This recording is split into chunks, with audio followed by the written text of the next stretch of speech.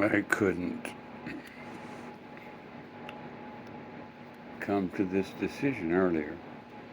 I thought, oh, that's too bad. I should have started recording. Maybe I'll remember next time. I'm pretty new at this. So you don't really have anything to see. But I'm going to read for a little while, see how I feel about that. The book is called House Made of Dawn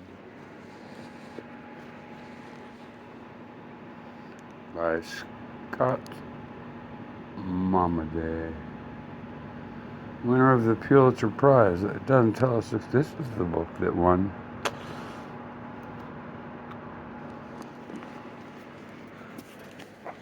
Let me see. Back here it might say. Yeah. Won the Pulitzer Prize in 1969.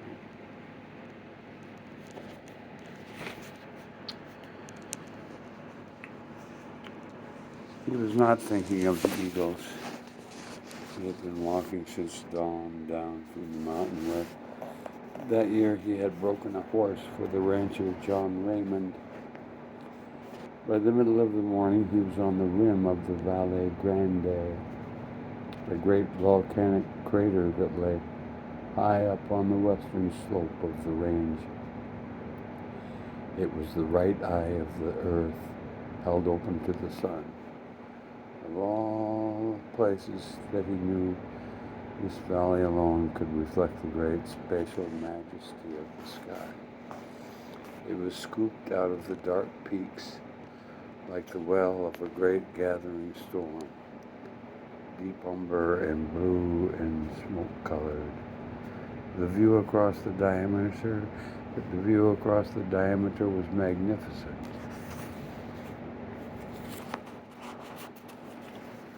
It was an unbelievably great expanse. As many times as he had been there in the past, each new sight of it always brought him up short, and he had to catch his breath. Just there, it seemed, a strange and brilliant light lay upon the world, and all the objects in the landscape were washed clean and set away in the distance. In the morning sunlight, the Valle Grande was dappled with the shadows of clouds and vibrant with rolling winter grass. The clouds were always there, huge, sharply described, and shining in the pure air. But the great feature of the valley was its size. It was almost too great for the eye to hold, strangely beautiful and full of distance. Such vastness makes for illusion, a kind of illusion that comprehends reality, and where it exists there is always wonder and exhilaration.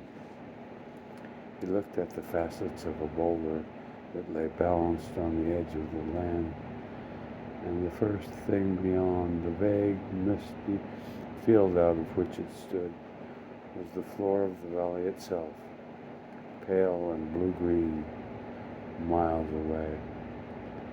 He shifted the focus of his gaze, and he could just make out the clusters of dots that were cattle grazing along the river in the faraway plain.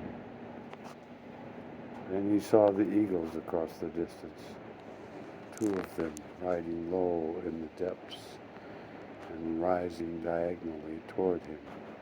He did not know what they were at first, and he stood watching them, their far, silent flight, erratic and wild in the bright morning. They rose and swung across the skyline, veering close at last, and he knelt down behind the rock, dumb with pleasure and excitement, holding on to them with his eyes.